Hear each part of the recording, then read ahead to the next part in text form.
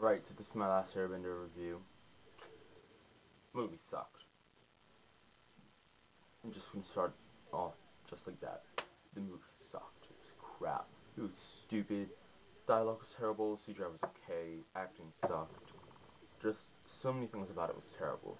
Okay. One, the acting. Where did he find these kids? And why does why did he say, "Oh, no one else can play the parts"? I mean, these kids were like they were chosen to play these parts. They were born to play these parts. No, they weren't. He was like the kid was playing Ong. What was his name? Noah Ringer. I mean, he has the look. Yes, he has the look, but he doesn't have the ability to act like him. He doesn't have the personality. I mean, if you put, if you compare Ong to Aang, Aang's like this happy-go-lucky, carefree kid who has like no idea what's going on in the world until like the middle of book two.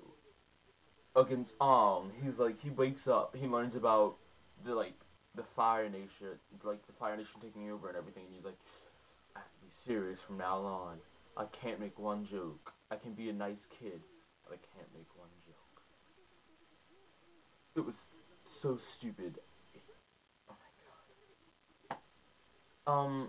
Nicola Petz or whatever her name is, the girl who played Katara. She was terrible as Katara. She made Katara look like this little, weak little girl who can't do anything right, who like sucks at everything and stuff. The the most that Katara had problem with was her water bending in book one. She was still strong. She could still fight. She could still do everything she can in book two and three. Even though in book two and three she was stronger and she was a master waterbender. But in book one she was so strong. She could still waterbend awesomely. She could fight, take out Fire Nation people. No, in the movie she was like, oh look, I'm an innocent little girl who can't do anything right and who never gets mad and stuff like this, and yeah. And her talking was so stupid. Her dialogue was so stupid. I mean, when she waterbended, she was like, "You're not taking any." When the Fire Nation came, when they did the whole Haru story, when Haru was like an 8-year-old kid when he's supposed to be like a 17-year-old guy, and he comes running and she's like, "We're taking him to prison." And she's like, "You're not taking anyone." Waterbend. Huh, huh, huh, huh, huh, huh. Oh no, look. I spent soccer. What? No. And then the whole Spirit Oasis thing. She was like, I knew you were real. Ever since I first saw you. I knew you were real. I I knew you returned. Why was she crying? And one, I knew you were real. I always knew you returned. What? What? That makes no sense at all. I mean, I'm sorry. I'm tired. Oh, I can't think straight right now. I'm just the movie. The the guy who played Sokka, who was supposed to be Sokka, but the guy who played Sokka, crappy Sokka, sucked as Sokka. He wasn't funny at all. There were only like two funny parts that he was in. It was just because they were only funny because the way he said it was stupid. Like um when Appa flattened him and crushed him with his tail, he was like, "He's gonna eat me." There was a chuckle. That was all, a chuckle. And then when Katara you know encased him in ice and he was like, "Katara," that was pretty funny. Those are the only two parts. Uncle Ihro, who was supposed to be Iroh, um, only made one T joke. Well, it wasn't really a joke. It was just after the Blue Spirit thing, he was like, I had to have Zuko came back and he was like, I had the Avatar in my clutches, but I'm tired, I need to go. And he was like, Zuko, you just need to calm down and enjoy a nice refreshing cup of tea. That was the only part, and people were like, yes, finally he mentioned tea. Um, he wasn't like Iroh at all. He was skinny. That's one. He was skinny. Iroh's supposed to be fat. It's like 4 foot 4 firebender, but, you know, he's lazy and stuff like that. But no, in this one, he's like, you know, all-powerful firebender who can do whatever the crap you want, and it's like, what? It's so stupid. It's so stupid. Zhao? What? The first thing, it was like, near the end of the movie, when he was, no, when Zuko was about to fight him, which he didn't in the movie, which made no sense, he he did this little stance that was like, I was like, what?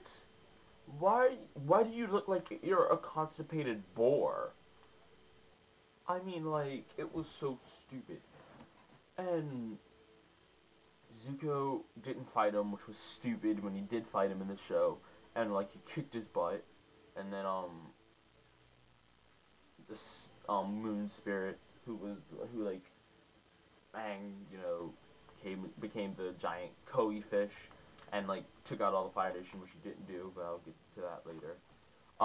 Killed him. But no, in the movie, he was like, Zuko, he's not worth it. Let's go. And Zuko was like, or I'm trying to remember, yeah, it was like that. He was like,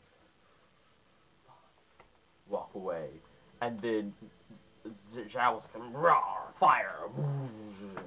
And then Iroh was like, dude, look at me. I'm doing a clapping move. Roar.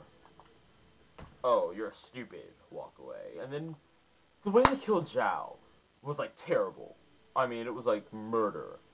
Like, you know, he was just like, the waterbenders come out of nowhere, and then Zhao's like, oh no, waterbenders, fireball, and then they're just like, you suck, and then they're like, drown him in waterball, which was terrible, and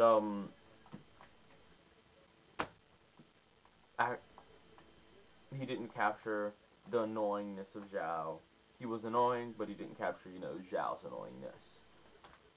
The guy who played Ozai, which they shouldn't have had a guy playing Ozai until book 3. I know he was in flashbacks, but they didn't show his face, so they could have just like left out the flashbacks and not shown Ozai and only mentioned him. I would have been fine with that, other than having the guy who played Ozai play him. I mean, he didn't capture the, how do I say this? Ozai in the show was like not psychotic, but he was power hungry and crazy, and he just wanted power. In this movie, he was just like, I'm a dictator.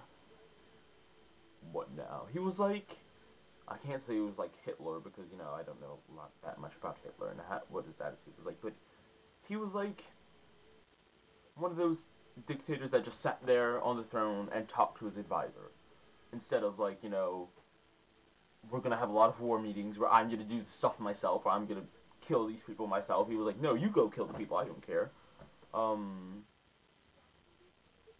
That was bad. I'm not gonna take up the whole time.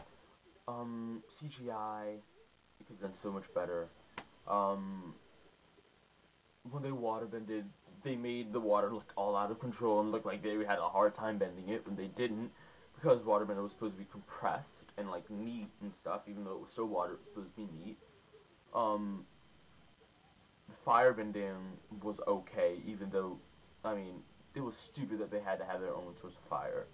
That they had to have a source of fire. Earthbending was, CGI was good for the bending. It was good.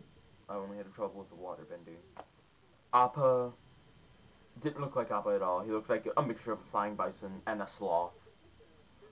Momo didn't look like Momo. He just looked like a flying lemur bat when he was only supposed to be a flying lemur.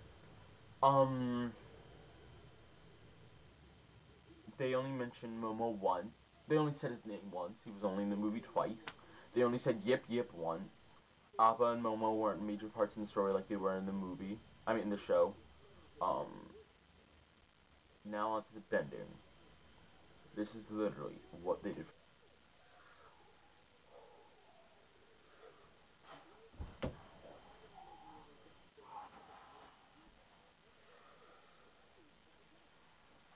Gust of wind.